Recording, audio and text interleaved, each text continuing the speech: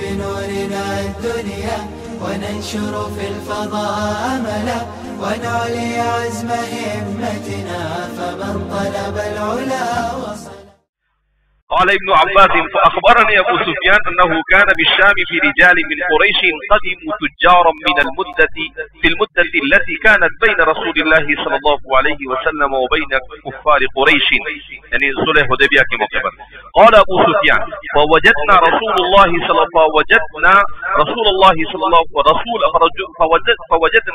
رسول قيصر ببعض الشام فانطلق بي وبأصحابي حتى قدمنا إيليا فأدخلنا عليه فإذا هو جالس في مجلس ملكه وعليه التاج وإذا حوله عظماء الروم.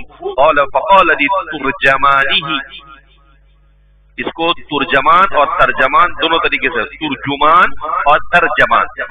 سلهم أيهم أقرب نسبا إلى هذا الرجل الذي يزعم أنه نبي. قال أبو سفيان فقلت أنا أقربهم إليه نسبا.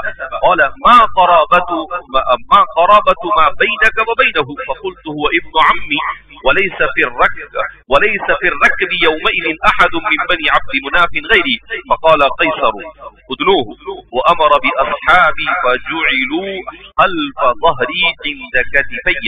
ثم قال لترجمانه قل لأصحابي إني سائل هذا الرجل عن الذي يزعم أنه نبي فإن كذب فكذبوه. قال أبو سفيان والله لولا الحياء يومئذ من أن يأثر أصحابي عني الكذب لحدثته عني حين سألني عنه ولكن استحييت أن يأثر الكذب عني فصدقت. تو یہ پورا واقعہ ہے کہ جب اللہ کے رسول کا یہ پیغام پہنچا قیصر کو تو قیصر نے کہا کہ بھئی کوئی مکہ والا ادھر آیا ہو تو اس کو پکڑ کر لاؤ. تو ابو سفیان کہتے ہیں کہ صلح حدیبیہ کا موقع تھا اس موقع پر، لہذا ہم لوگ تجارت کے لیے گئے تھے تو ہمیں پکڑ کر لے گئے ان کے جو وزراء تھے. وہ جب وہاں پر گئے کہا ان کے سب سے زیادہ قریبی کون ہے؟ تو میں نے کہا میں ہوں ابو سفیان، اس لیے کہ بنی عبد مناف سے بھی اللہ کے رسول صلی اللہ علیہ وسلم تھے اور میں بھی بنو عبد مناف سے تھا اور میرے علاوہ کوئی اور بنو عبد مناف میں سے نہیں تھا. لہذا میں نے کہا کہ میں آپ کا چچا کا بیٹا یعنی آپ کا رشتہ دار ہوں، قریبی رشتہ دار ہوں. پھر اس نے کہا کہ ان سب کو میرے قریب کرو. ان کو قریب کیا، مجھے آگے بٹھایا، سب کو پیچھے بٹھایا اور کہا کہ میں اس سے سوال کروں گا کیونکہ ان کی زبان عربی نہیں تھی تو بیچ میں ترجمان ہوتا تھا. کہا ان سے سوال کروں گا اگر کچھ بھی جھوٹ بولے تو پیچھے والے کہے کہ حضرت جھوٹے ہیں. تو ابو سفیان کہتے ہیں کہ میں بڑی مصیبت میں مبتلا ہو گیا کہ اگر جھوٹ بولوں گا تو جھوٹا سمجھا جاؤں گا. لہذا میں نے بھی سوچ لیا کہ بھئی یہ جھوٹ بولیو مت، نہیں تو کچرا ہو جائے گا. اس لیے کہ میں کچھ جھوٹ بولوں گا اور وہ پیچھے سے بول لیں گے کہ کذب ابو سفیان، ابو سفیان نے کیا کیا جھوٹ، تو میرے اوپر ایک قسم کا کیا ہو جائے گا. لہذا میں نے بھی کہا کہ بھیا اپنے جیسا ہے ویسا ہی سیدھا سیدھا بولنا. ثم قال لترجمانه قل له كيف نسب هذا الرجل فيكم. پہلا سوال کیا کہ آپ صلی اللہ علیہ وسلم کا حسب اور نسب کیسا ہے؟ قلت هو فينا ذو نسب. تو میں نے کہا کہ وہ ہمارے درمیان بڑے اونچے نسب کے حامل ہے.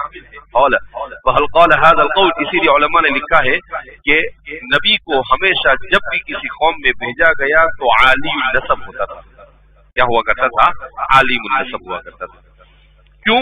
تاکہ نبی کو کوئی رذیل النسب ہونے کا بہتان اور ان کو اس کا طعنہ نہ دے. اس لیے نبی کو کبھی بھی اس طرح سے نبی کبھی بھی کسی بھی عیب میں مبتلا نہیں ہوتا. یعنی نبی کے کبھی کسی نبی میں کوئی پاؤں میں عیب پایا گیا، نہ ہاتھ میں عیب پایا گیا، کوئی عیب نہیں پایا گیا.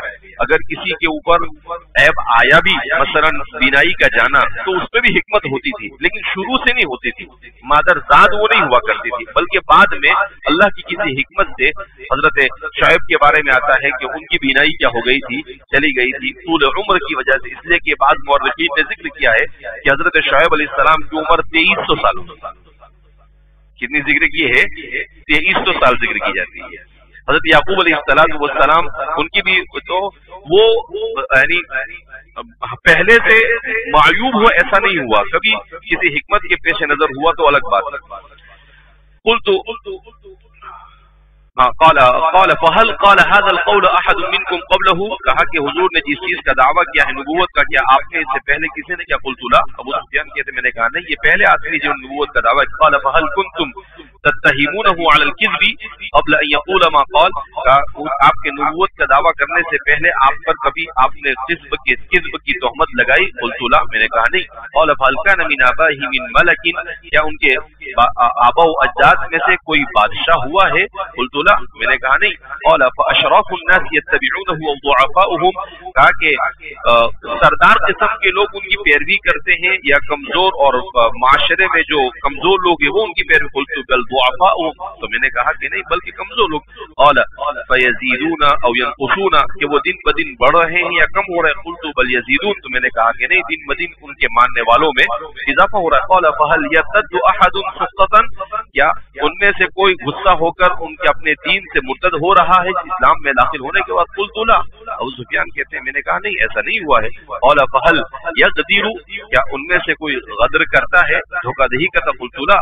ونحن الان منه في مدة، کہا ابھی بھی ہمارا ان کے ساتھ ایک مدت پر معاہدہ ہوا ہے حدیبیہ.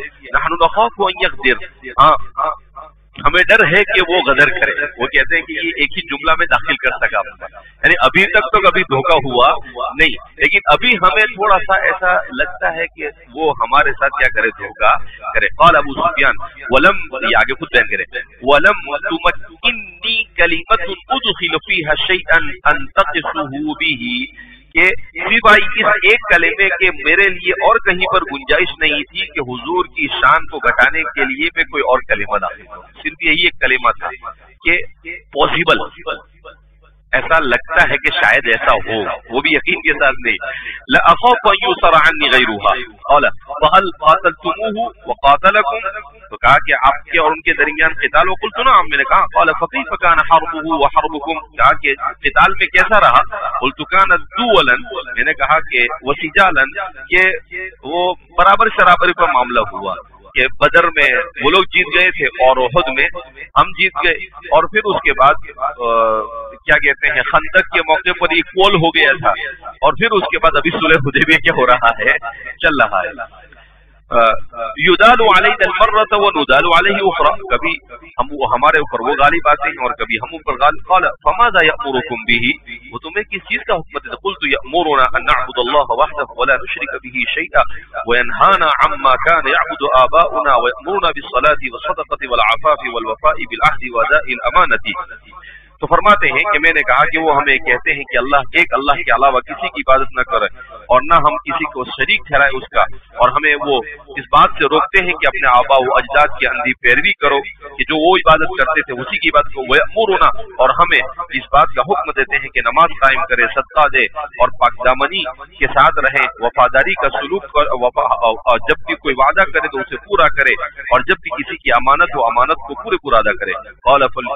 فقال ترجمانی حين قلت ذلك، جب میں نے اس کے ترجمان سے یہ کہا قل له انی سألتک عن نسبہ، تو پھر اب یہ جواب دے رہا ہے کہ میں نے آپ سے ان کے نسب کے بارے میں پوچھا تو آپ نے کہا کہ وہ بڑے اونچے نسب کے ہیں. وَكَذَلِكَ الرُّسُلُ تُبْعَثُ فِي نَسَبِ قَوْمِهَا، تو ایسی ہی انبیاء اچھے اپنے اعلیٰ نسب ہی میں مبعوث کیے جاتے ہیں. وَسَأَلْتُكَ هَلْ قَالَ أَحَدٌ مِّنكُمْ هَذَا الْقَوْلَ قَبْلَهُ، میں نے تم سے پوچھا کہ آپ سے پہلے کسی نے یہ بات کہی؟ فَزَعَمْتَ أَلَّا، تو آپ نے کہا کہ نہیں. فَقُلْتُ لَوْ كَانَ أَحَدٌ مِّنكُمْ قَالَ هَذَا الْقَوْلَ قَبْلَهُ قُلْتُ رَجُلٌ يَأْتَمُ بِقَوْلٍ قَدْ قِيلَ قَبْلَهُ، تو میں یہ کہہ سکتا تھا کہ اس سے پہلے کسی نے کہا ہے تو اسی کو دیکھا دیکھی انہوں نے بھی کہہ دیا ہو. وسألتک، میں نے کہا میں نے تم سے سوال کیا. قیصر کہتا ہے هل كنتم تتهمونه بالكذب قبل ان يقول ما قال، کہا کہ نبوت کا دعویٰ کرنے سے پہلے کیا آپ کے اوپر کذب کی تہمت لگی تھی؟ فزعمت اللہ، تو آپ نے انکار کیا. فعرفت انه لم يكن يدعي الكذب على الناس ويكذب على الله، تو میں سمجھ گیا کہ جو شخص لوگوں کے ساتھ جھوٹ نہیں بول سکتا ہے وہ اللہ پر جھوٹ کیسے کر سکتا ہے. اتنی بڑی بات کہی، بادشاہ تو سب سمجھ رہا تھا پھر بھی مسلمان نہیں ہوا. वसअलतुका, और मैंने तुझसे सवाल किया अबू सुफियान, हल कान मिन आबाही मिन मलिकिन, कि उनके आबा व अजदाद में से कोई बादशाह गुजरा है? तो आपने कहा ला। फकुल्तु लौ कान मिन आबाही मलिक, अगर उनके आबा व अजदाद में से कोई बादशाह होता तो मैं कहता कि तुरुब मुल्क आबाही, हो सकता है नबूवत का दावा कर कर अपने आबा व अजदाद की विरासत के तौर पर वो मुल्क का तालिब हो। वसअलतुका शराफ अन्नास यत्तबिऊनहुम दुआफाउहुम, मैंने तुमसे सवाल किया कि ऊंचे नसब वाले लोग और अशराफ यानी सरदार लोगों ने उनकी पैरवी की है या जो ज़ुआफा और कमजोर उन्होंने पैरवी की है? तो आपने कहा कि कमजोरों ने, वहुम अत्बाउ रुसुल, और रसूलों की पैरवी करने वाले इब्तिदा में हमेशा ऐसे ही लोग हुआ करते हैं। वसअलतुका, और मैंने कहा हल यज़ीदून औ यनकुसून, के वो बढ़ रहे हैं या कम हो रहे हैं? तो आपने कहा कि वो बढ़ रहे हैं। कहा इसी तरीके से ईमान, यहाँ तक कि पूरे तौर पर जब दिल में जगह पकड़ ले तो वो कभी भी उसमें कमी होती, यानी जब तक कि ईमान पूरी दुनिया पर नहीं फैल जाएगा वहां तक यही सूरत हाल होती रहेगी, सब पता है उसको। वसअलतुका हल यर्तद्दु अहदुन सुख्तन लिदीनिही बअद अन यदखुल फीह, और मैंने कहा कि उनमें से कोई मुर्तद हुआ है गुस्सा होकर? तो आपने ना कहा।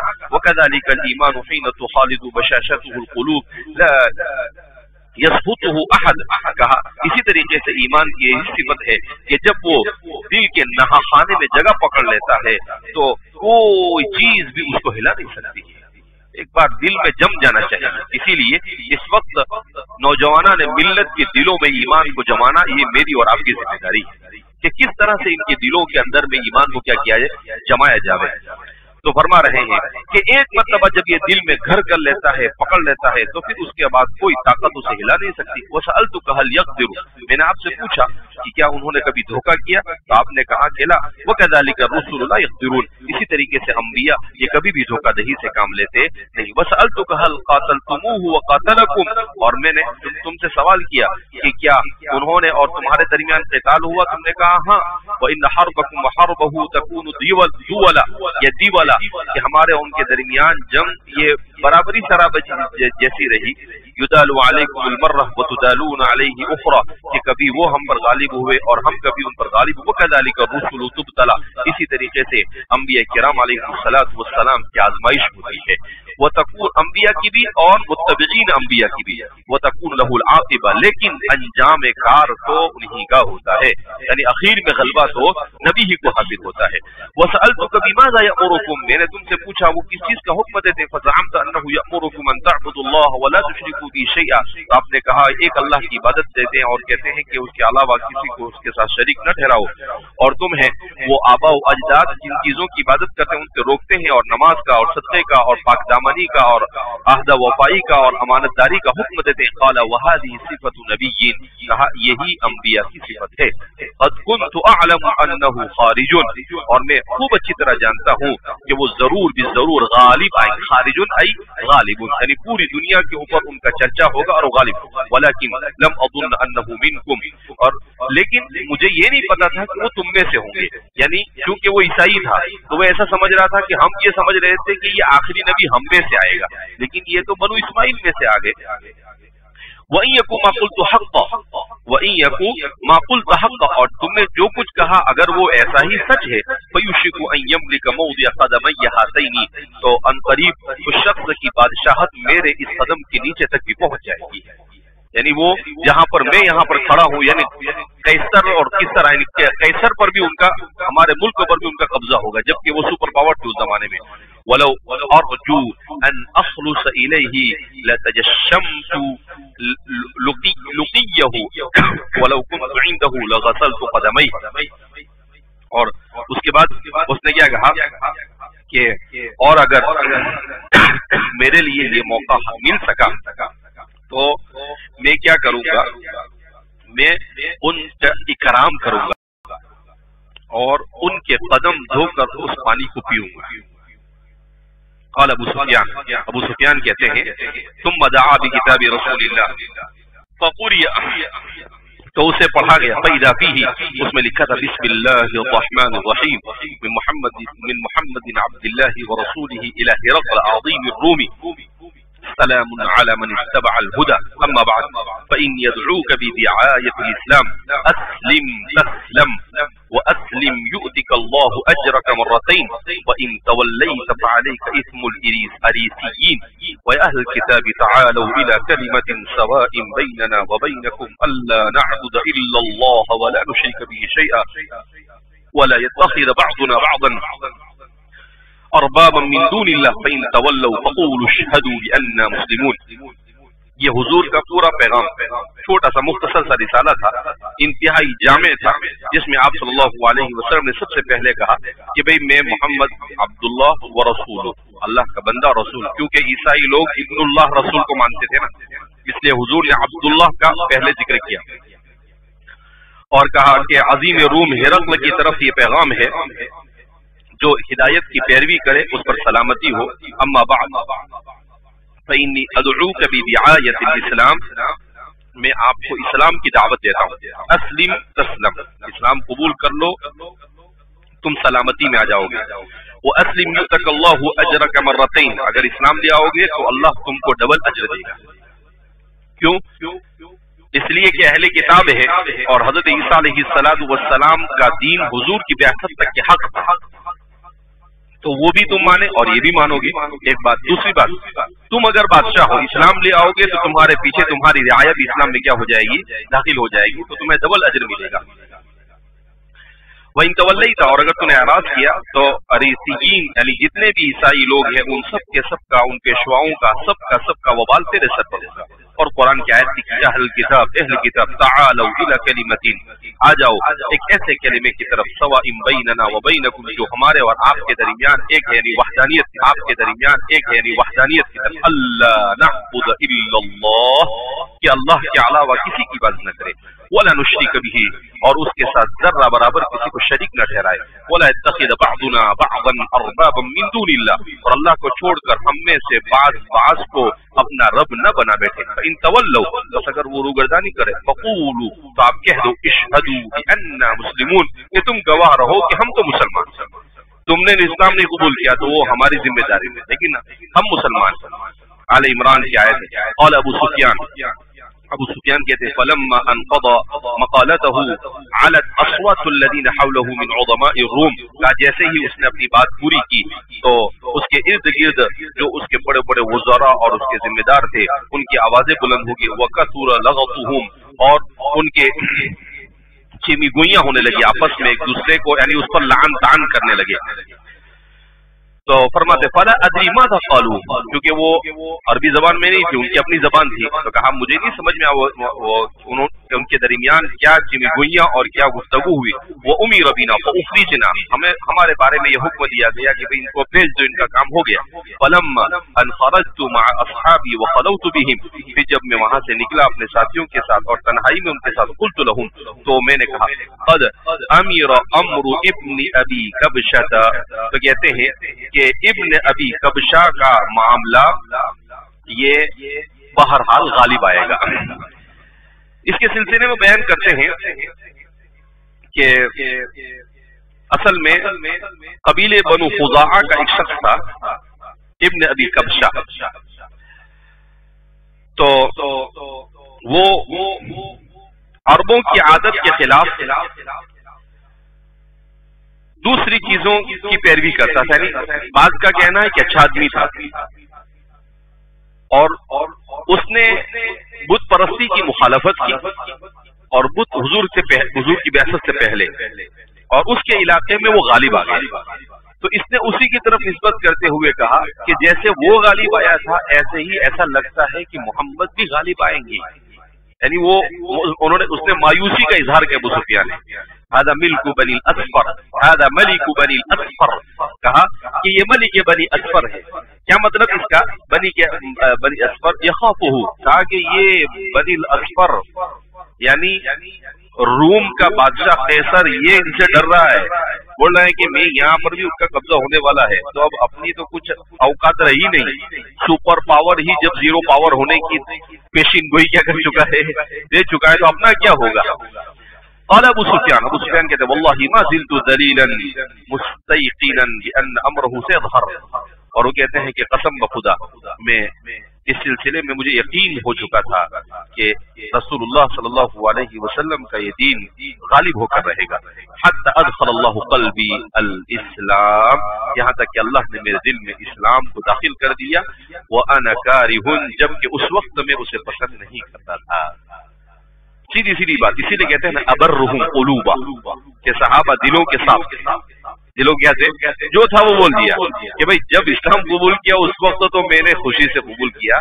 اسی لیے تالیف قلب کی اللہ کے رسول صلی اللہ علیہ وسلم نے ان بہت سارے لوگ کیا، لیکن بعد میں ہمارے مورخین نے لکھا حسن اسلام، ان کا اسلام اچھا ہو گیا.